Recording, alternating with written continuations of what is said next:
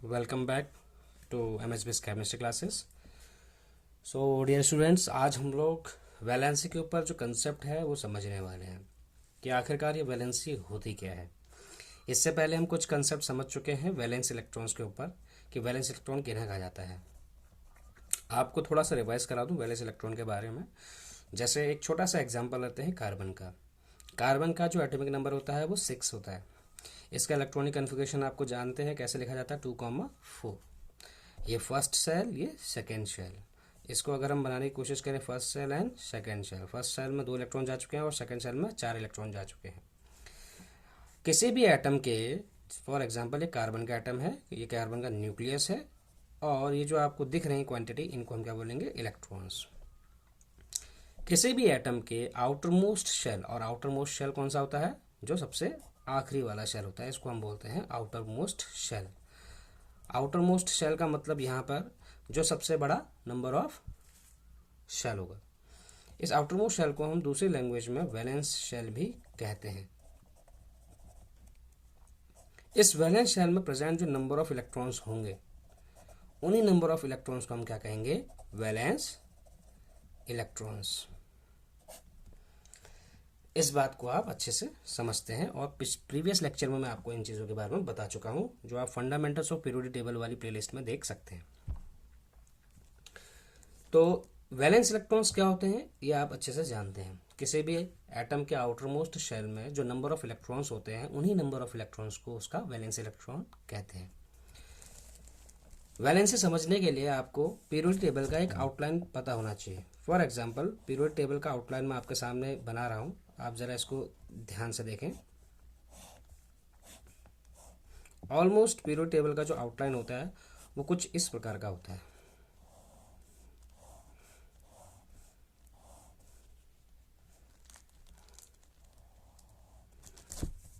आप देख पा रहे होंगे फर्स्ट, सेकेंड, यहाँ थर्ड से लेके कितना होता है 12 तक, और ये 13th, 14th, 15th, 16th, 17th and 18th group.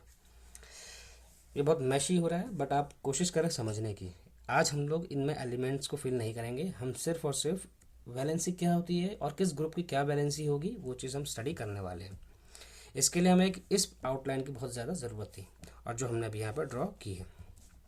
आप जानते हैं पहला पीरियड, दूसरा पीरियड, तीसरा पीरियड, चौथा, पांचवा, छठा और सातवां। इस तरीके से अगर आप आगे को ड्रॉ करना चाहें तो आप ड्रॉ कर सकते हैं अपनी सहूलियत के लिए। तो अब वैलेंसी क्या होती है उसको समझने से पहले आपको किसी एक एलिमेंट का एग्जाम्पल लेना पड़ेगा। जैसे हम जानते हैं कि फर्स्ट ग्रुप में यहाँ हाइड्रोजन होता है, यहाँ हीलियम होता है और उसके बाद यहाँ लिथियम आता है, then beryllium, then boron, carbon, nitrogen, oxygen, fluorine and neon, ये हम जानते हैं। तो इसको मैं जो है सेकंड पीरियड के एलिमेंट्स, क्योंकि सबसे पहला पीरियड यही है जिसमें कि मैक्सिमम नंबर ऑफ मुझे एलिमेंट्स दिख रहे हैं, उसको मैं यहाँ पे लिखने की कोशिश करता हूँ। फॉर एग्जाम्पल मैंने यहाँ पे लिखा है lithium, beryllium, boron, carbon, nitrogen, oxygen, fluorine and neon. ये सेकंड पीरियड के एलिमेंट्स है। चलिए अब इसको इलेक्ट्रॉनिक कन्फिग्रेशन के जरिए जिस तरीके से हम इसको लिखते हैं उसी तरीके से हम इसको समझते हैं।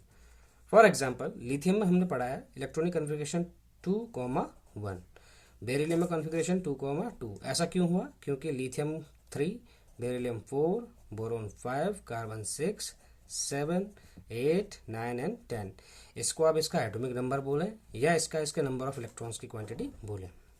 2,1, 2,2, 2,3, 4, 5, 6, 7 एंड 8। आपने सबसे पहले इस पूरी सीरीज में क्या चीज़ नोटिस की, आपको नज़र आया होगा कि सभी में नंबर ऑफ शेल्स कैसे हैं, कांस्टेंट। यहाँ पे नंबर ऑफ शेल 2 हैं, यहाँ पे भी नंबर ऑफ शेल 2 हैं, 2, और आपको आखिरी तक 2 ही नंबर ऑफ शेल्स दिखेंगे। इट मीन्स पहले शेल में नंबर ऑफ इलेक्ट्रॉन्स की क्वांटिटी आप सभी को इक्वल दिख रही होगी, दैट इज 2।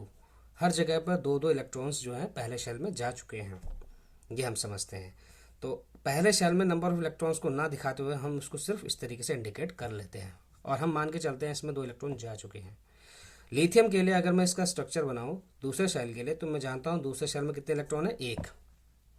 इसी तरीके से सभी का स्ट्रक्चर में क्या होंगे, 2-2 शेल्स होंगे।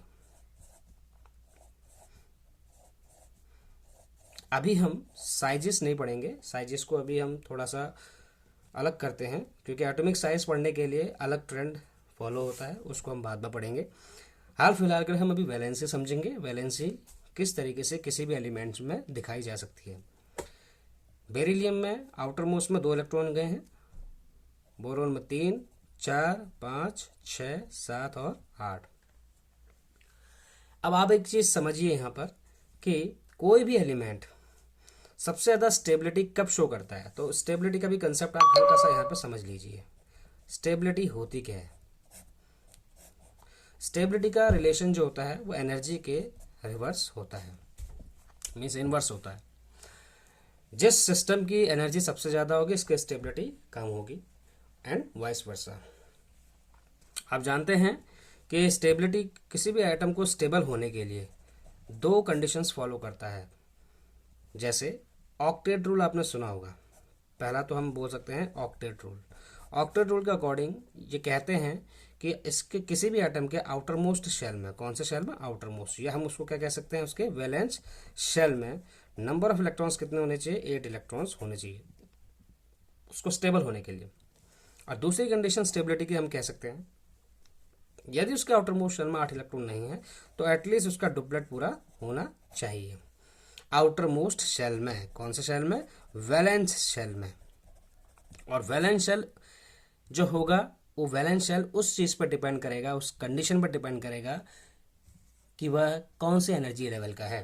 फॉर एग्जांपल ये आपका एक एटम है और एटम के शेल्स ये के, ये एल, ये एम एंड ये एन। आप जानते हैं इसके आउटर मोस्ट में शेल में कितने होते हैं? के में 2, इसमें कितने होते हैं? 8। और इसी तरीके से लगातार आपको मैंने फॉर्मूला बताया था 2n² करके आप निकाल सकते हैं। तो वो कंडीशन कौन सी है जहां डुप्लेट पूरी होनी चाहिए उसके वैलेंस शेल में?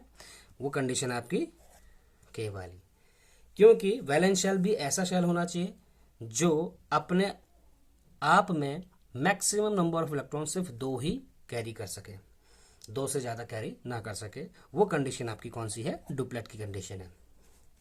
अब हम दोनों कंडीशन को एक एक करके समझते हैं। पहले